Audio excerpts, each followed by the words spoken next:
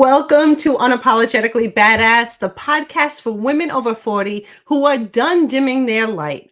I'm your host, Renee Carbone Fleming, coach, queen, and master of the midlife glow up. Solo chats, epic guests, no filter. Let's freaking go.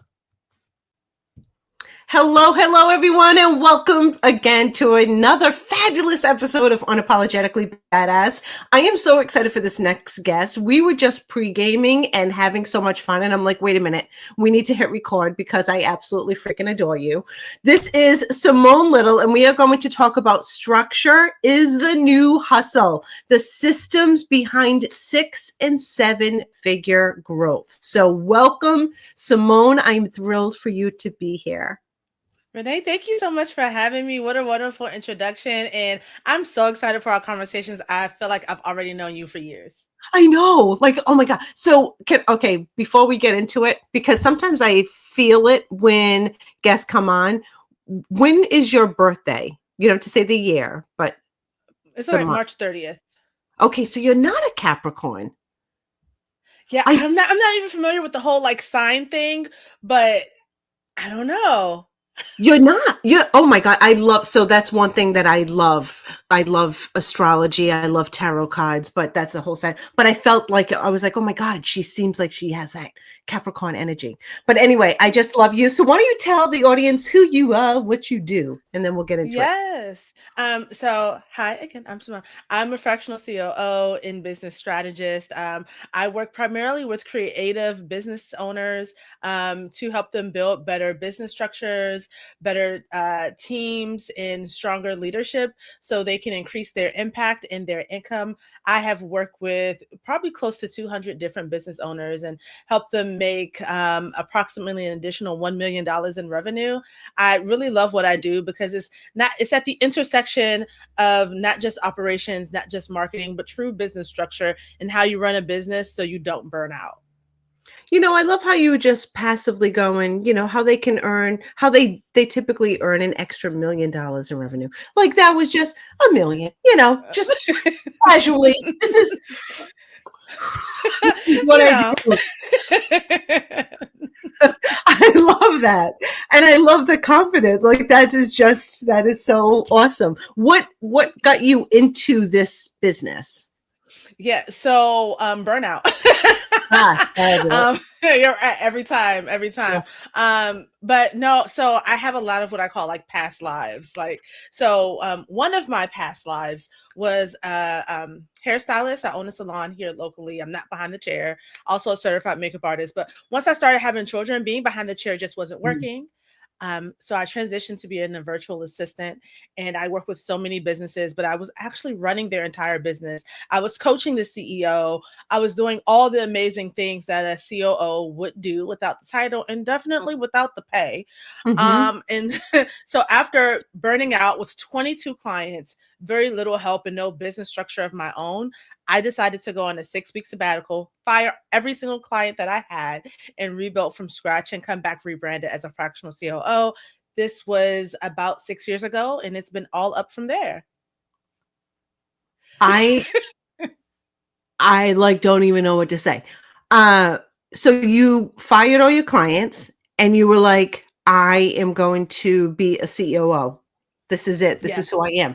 And how do you gain their confidence from the get-go? So like, how do you find your clients then? If you're going, I went from salon owner to an assistant, executive assistant, to I'm a fractional COO. How do you do that? Yes. So I didn't gather any clientele from the salon transitioning into assistant services, but I started to just put myself out there. My thing was I was going to shoot my shot. So I was on Instagram shooting my shot with people. If I knew a friend that had a business, I was like, girl, what help do you need? And I got a couple clients that way. I would use Upwork, still to this day using Upwork to find clients, referrals. When things started picking up, it was a lot of referrals. But what happened is that when I let go of those clients in the VA agency that I had, the thing is I had such a strong rapport. I am such a person who enjoys deep, meaningful relationships, even with my clients. And so when I left, I didn't know what I was going to do. I was like, guys, I'm tired. Like I have to Yeah. step away. And I didn't know what it held. I just promised them I would be back in contact with them in about a month's time. And a few of them, I was in a coaching program. I don't know if you know who Rachel Rogers is, but she had an amazing coaching program. She still has it to this day. And it really gave me the templates that I needed to be able to repitch them and the confidence I needed to be able to do it with a completely new service. I did that. Two of my clients came back at a higher price point, and then I gained two other clients just through continuing to market myself, referrals, creating a system for those referrals. And it's been great. I've had my ups, I've had my downs, but Yes. it's definitely paid off. I love that. So what are some of the downs? Like, certainly the ups, like that's wonderful and you have a successful business, but what's some of the challenges that you faced? Oh, so one of the biggest challenges, and I don't even talk about this often, Renee, you're pulling things out of me that Ah, I don't even speak about. So, as I mentioned before, a lot of times I develop these really strong, deep relationships with my clients. And I typically work with creatives, not necessarily men or women, just creatives, because I just love their visionary brain and I really can get in yeah. there and like work my magic. Um, but I had gotten so close to one of my clients. He was a guy that the wife thought we were sleeping together. And it's very crazy. Yeah. Um, at that time, I had him as a client and I didn't have any other clients because we had went from making like no money to making like 300K in a course of just a couple months, right? So I was like, we're in there, we're expanding business. He was in construction, we're expanding business, we're going to different states, we're building out the team. Like we were working, it was great. And everything just came to a screeching halt. He ended up letting me go because he chose his family over his business, which I get it. That makes sense. But I was really stranded. Like I was out there and I was like, I don't really know what to do from here. Yeah. Because that was my sole client, my sole source of resources. And that was a really challenging moment to really be able to pick myself up confidence wise, to not feel like, just feel like I had nowhere to go. But I put on my big girl panties. I Yeah. went out there, I started pitching for clients and end up receiving more in probably less than a month's time, honestly, which was remarkably incredible. So that was one of the biggest challenges. I think now, though, one of my challenges is really just sticking to my guns when it comes to the type of work that I want to do within my business. I'm in the middle of closing a contract right now with a client that I've been with for over a year, and nothing's wrong. That's what's hard. Nothing's wrong. Everything's going great, Yeah. but I know I can't get him to the next level with the time that his position takes because I'm fractional. I'm part-time. He needs someone who's full-time. I don't even have a plan from here on where to go. I just know that me working with this company has to end. Wow. That takes a lot of strength to recognize and have the self-awareness to say, you know what, this one is done. And not have the nervous system of going, "Where's the next meal coming from?" Like, once you lose that paying client, it's like, "Okay, I need or want to replace that." So that takes a lot of strength and self-awareness, and I don't know if it's bold. It just I love that. So how do you gain that, or did you always have that kind of ability to go like, "No, I know my worth. I know I'm gonna," and just keep going, that optimism.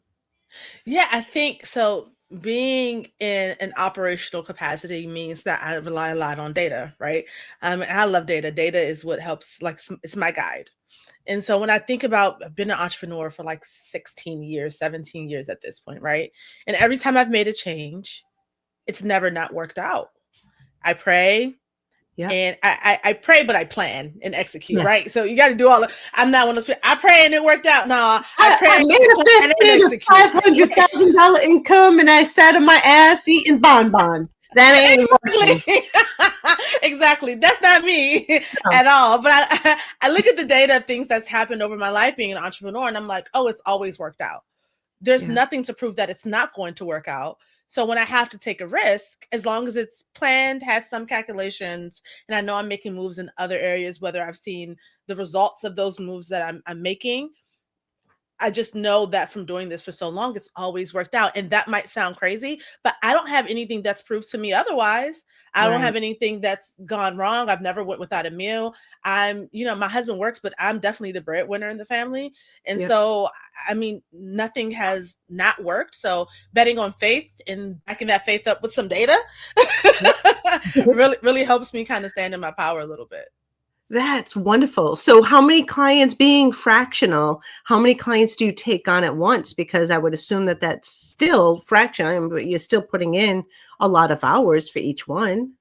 Yeah, somewhere about 2 to 3, and then I have other, like, ancillary services, so whether it's, like, digital products that someone's one-off consultations, short 3-month projects, those kinda get staggered in, but usually no more than 3. My happy place is about it's about 2, like, where I can really do really great work and still have the ability to take on some of those one-off clients that kinda are kinda like the spice of life, like a really good change of pace that Yeah. make me really happy. That's fantastic. And what else? So what do you do for fun? Or do you do anything for fun? Or you're just so wiped out and going, I'm done? No, I am a party animal. So I see as much live theater as I can. I love plays, I love musicals. So that's like a really big part of my life. I have a trip to New York coming up. I think we have 3 plays planned, which isn't nearly enough for as many as Yeah. I want to see. I love a good lounge. In when I need to like decompress on the day to day, I just taught myself how to crochet, which is an interesting thing to kind of just decide to pick up. So I've been making like little gifts for my friends and hats and stuff like that Yes. because it's winter Yep. here. So that's been really nice. I also have a really large library. I love to read. And I'm a beauty girl. So between perfume and makeup, one day I'll become an influencer. I say it every year. It's always on my goal list just because I love that type of stuff. It ain't happened yet, but I just enjoy sharing it. I love it. And I actually do crochet. I'm I do. Crooked blankets. So if you kind of like once I get close to the end, if you kind of close one eye, you can see you can see it straight. But if you look at it straight on, it kind of at the end, it's like, haven't quite mastered it. And in fact, we were just joking because I have been crocheting a blanket for my now son-in-law back when he was the boyfriend. And it's been 5 years. I'm still on the damn blanket. I don't do it often enough to do it. And I start it and then I can't find the yarn. And then I have to start again and then I can't find the yarn. So that's kind of been my Oh. problem. But I'm right with you. I love doing stuff like that with my glass of Cabernet and relax. Yes, absolutely. I put a tennis match on the background and I'm in heaven. Oh, you like tennis too, huh? I do. I just finished taking my first set of like tennis classes and I just love watching tennis. I'm a very hobby girl. Like I love a hobby. I love something that's just like off the beaten path of interest. Yeah. Yeah. Oh my God, I love that. I don't do any of those things. Before when we were pre-gaming, we were talking about the snow, and I'm like, my exercise was snow removal. That's about it. So that's all. There's nothing So wrong with that. no, no, no, no. So what else is next? So now that you like to go on podcasts, so what is your goal with that? Like what are your short and long-term goals? You want to continue showing up? Because I know we spoke about your word of this year. You want to dive into that and Mhm. talk about where that's going? Yeah, so my word for the year is visibility. I felt like for the past couple years, I've really spent a whole lot of time working inside of my clients' businesses that I haven't prioritized my own business, my own voice, my own thought leadership. And I'm really in a place where I want that to change because I want it to be, and Renee, like, this is like my ultimate goal. I want to be where it's like, me marketing feels super organic and I don't have to chase, but instead it just comes to me because I put myself in a position that my voice has been heard throughout all the chaos that is happening in each individual in my target demographic's life. And so Yeah, that's where I want to be positioned. And so doing that through podcasts, having conversations. I just started my own podcast to kind of help with that initiative. Hired a publicist. Like I'm trying to do all the things to help me get there. I'm yeah, like, if I have this goal and I say that this is what I want, what type of energetic and monetary sacrifices am I willing to make to ensure that I'm able to get that? Because it's not going to happen if I just sit on my laurels and say that I want it.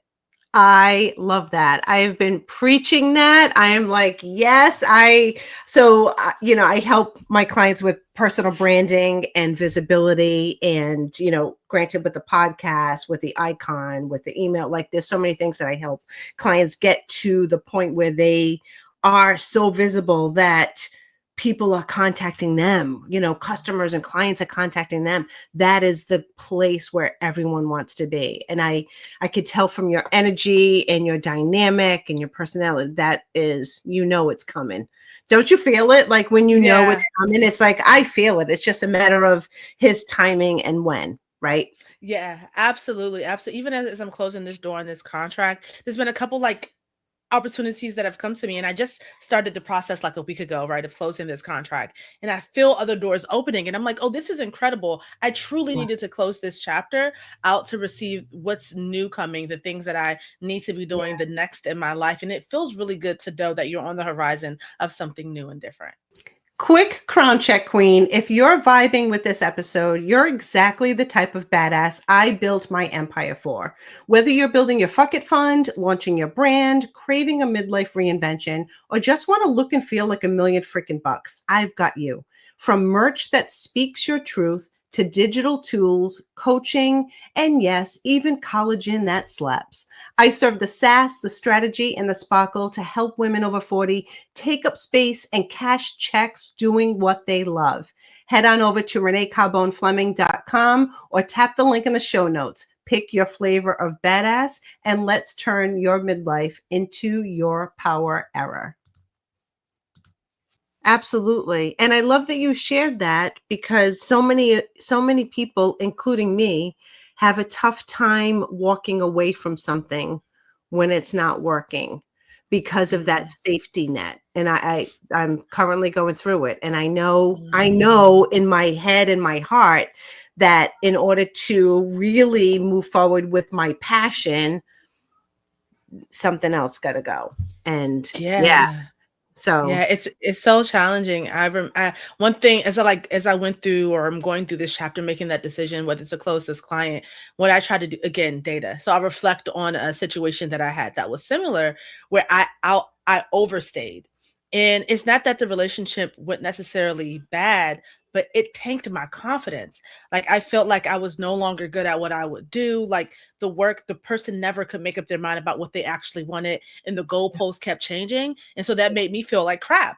And so right, I never wanted to get to a point where I'm in a situation so long that I start feeling like I don't have the stuff. You know what I mean? Like I right. don't have the skill, the expertise, the experience and the knowledge to do what I know I'm good at. And so I felt that coming, and I was like, it took me 6 months to recover last time I overstayed my welcome. And I told myself that I would never do that again. And so this was an opportunity for me to like put up or shut up. Like you said Yeah. you weren't going to do that. So now that you're at this road again, what are you going to do? And I was like, I'm gonna put up, I guess. I guess I'm gonna do it. I said I'm gonna do it. I'm gonna do it. Wow. And do you have a large support system or you just I, like, or do you block it out? I have a tight support system. So large, no, but I mean, my husband is like, he's been on this journey with me. We have been together for 18 years, married for 16. So God bless. all of our life together has been me basically being an entrepreneur. So he's seen me go through all these. So when I can't remember the data, he remembers the data, reminds me of who I am and why I need to like keep going. And then Oh, I have my sister, who's both of my sisters. I have an older sister and a younger sister. We're all entrepreneurs. And so we all understand the struggle. And so we all like keep each other going. And so outside of like, that's all I need, honestly, like those three people. And I have friends who aren't entrepreneurs. They don't really understand, but they just love me. So they try to encourage me how they can. But like having that type of support really helps, especially in a world full of social media where people get into absorbing a lot of content and taking advice from people who they've never met before. It's great to have a support system who knows you deeply, who can really understand where you're going and keep you moving in the right direction. yeah. And I love keeping it tight because, a lot of our metric, what we look at in society is all vanity metrics, right? How Mm. many followers do you have? And I always tell my clients and my team, it doesn't make a difference. You can have 100 clients, or you can have 100 followers rather. Can you imagine? I'm like, put it into perspective. If you went to an event and you open the door and there's 100 people that went, oh, there's Simone Little. You're like, oh my gosh, 100 people just looked at me and knows who I am. So that same mentality we need to apply when we're looking at social media, because no matter what it is, it's not, it doesn't make a difference the number, it makes a difference the quality. Absolutely. So Absolutely. yeah, I love that you have a small circle as well. Thank Yeah. you. Um, so what's next for you? So you have a podcast. Why don't you tell us about that? Yes. So it's called the Mini Brains of the CEO. And so I really enjoy it because there are things that I often hear my clients say or myself say over and over again. And I go into it trying to break down where that thought comes from and Yeah. actual ways to overcome it, and not in a mindset work type of way, but in a, okay, strategically, here's how you do X, Y, and Z. Yeah. And so the latest episode that was published, I broke down the thought of, if I want to do, if I want it done right, I guess I got to do it myself. And so a lot of my clients have said that they feel that way. And I go into like where that thought comes from, how to break it down, and how to feel confident that you don't have to do everything yourself as you try to delegate and build a team, and how to do that in certain frameworks. Yeah. So yeah, that has been years in the making of me saying that I was going to do it, and again Yeah. needing to just go for it, knowing that it wasn't going to be perfect, but it was going to be mine. So that's nice. I just graduated also from the Goldman Sachs 1 Million Black Women program this winter. And so Congratulations.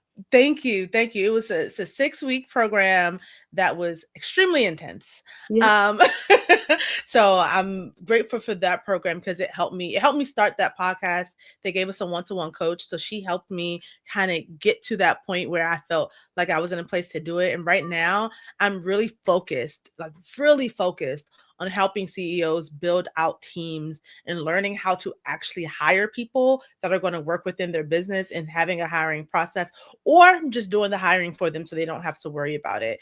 Yeah. I really believe that my creative clients who have these big, brilliant ideas deserve the support they need to get them to the next level. And I want to be the person to help skyrocket them through that system of hiring and onboarding. I love it. And do you have guest appearances as well? Was it all you Um, training? Right now, it's just me because I want to get into like a rhythm. I want to get into like Yeah. a flex. So I've pre-recorded the first 4 episodes. I need to do the next 4 episodes to get those up and running. But I just want to flex the muscle of like talking into a camera, Yeah. long form, to nobody but somebody. Because like Yeah. I can see you. We can have a conversation and feed off each other energy. But otherwise, I'm just feeding off my own energy, and that can be a place of unfamiliarity, and so I'm Yeah. learning how to be comfortable with it. I love that you're putting yourself out there, because that's really where the magic happens, is when we're outside of our comfort zone. I have Mhm. been for years, I didn't go to school for journalism. It wasn't like I'm going to interview people for a living, right? But for years, I became very comfortable, because as uncomfortable as it is, talking to the green dot, because I've been in network marketing and doing lives on social media and everything. I'm talking to myself. And I'm like, one person watches me, I don't give a shit. I crack myself up. I'm like, okay, I'm just gonna be myself, right? Like there are times where I'll whip out the mic and I'm like, I don't care. I am who I am, right? And so that became very comfortable. And when I was going to launch the podcast, it was in my head, just like you, like it was in there for a while, but it was, again, fear, right? And Mhm. I teach this and about releasing other people's expectations. And I think that's a lot of what holds the CEOs back, people that you work Mhm. with, your clients, all of us, is what are the expectations that either we perceive somebody has on us, or the expectations that they or society really does have on us, right? Mhm. And once Mhm. we release that Absolutely. and we're like, I don't give a shit what you think. I'm going to do it. One person watches it or listens to the podcast and goes, oh, I love this woman. Fantastic. Did our job. Mhm. Mhm. One thing I really love that. Like that's something that I wholeheartedly believe in too. I literally make my clients go through because again, my brain thinks in processes. I'm like, what's the worst that can happen? I'm like, I don't know. I'm like, no, no, no, no, no, no. I want you to actually walk me through the worst possible scenario that you can think of to Yeah. happen. And we're going to talk about the likelihood of that happening and alternative routes of it actually happening to get you out of that state of mind where you just feel stuck because of whatever perceived notion that you have. So, Yeah. someone's want to say something bad? Where? In a comment? And then what happens? Right. Nothing actually happens. Right. Nothing changes. No one Yeah. watches. Nothing changes. Yeah. It's in someone calls you out and stitches your video because they don't like your perspective. That's actually wonderful because all publicity is good publicity. So go ahead and Keep ride the increasing wave that of that. algorithm. Yep, Yeah, keep increasing that exactly. algorithm. Thank you very much. I'll comment back. Sure. Let's just have a whole story on this. I have no problem. No problem whatsoever. I, I Right. I totally agree. And oftentimes, we see that with clients a lot. At least this is what I experience with clients is the hesitation of investing in themselves. Mm, Right. And so mhm. do you see that with CEOs as far as hiring you, companies to hire you? And sometimes it comes down to price. And it's like, trying to Yeah. overcome that, it's have them see the value and like what's holding them back. What's the worst thing that's going to happen? Yeah, and it's really interesting. I try not to put myself in positions in which I have to convince value Yeah. or convince someone to do something. But what I do find interesting, this happened to me um a couple of weeks ago, and I'm on Threads. Me and Threads, we go together real bad.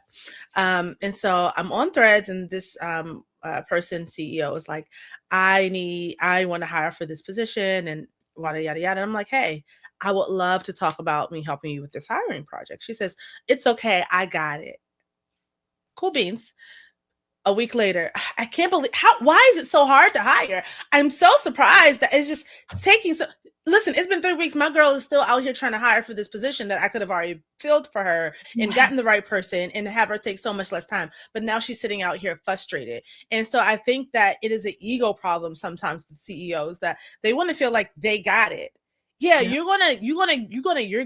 you got yourself to death that you are going to end up with a job rather than actually running a business. And then you're going to be burnt out trying to figure out why you got there because you're not listening to the people who are actually here to support you, the real people, not the people who are, got 200 million followers, but the people who are actually in the work, Right. doing it, sitting beside the data and doing the research to be able to help people like you because you got it. And I didn't respond anything. I just keep looking like, girl, one day. Yep. Yep, exactly. Just keep showing up. One day they're going to come. I had such a similar experience. That's Mm, such an aha. There was a client, a potential client. We got along great, fantastic. It was an outside thing. And I said, I can work with you and help get your business to where you want to go, but I can only do it on a part-time basis. And they were like, no, I want full time. I'm like, well, I I'm not available full time based on the lack of money. And now, granted, if you said, I'm gonna give you $1 million, I'm like, okay, I'll take it, right? actually, Whatever. yeah. Ah, my entrepreneurial life.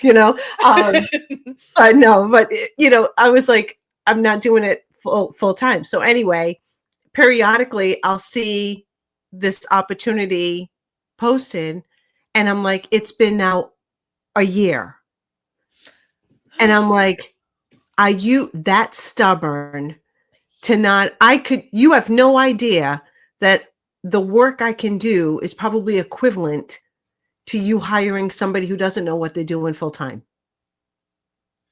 right? And so when you think about fractional, that's really what it is. Your efficiency is the gold standard. What you bring Mhm. to the table is a hell of a lot more elevated than somebody else like that person is looking for, it's but Yeah, yeah, they probably sometimes didn't even scope out what they needed accurately. They just want full time without even know that if you bring in the right person who has the knowledge, the skill, the experience, they can accomplish twice as much in half the time, and it'll feel like they're there full time because of the type of support and the type of transformation that they can provide.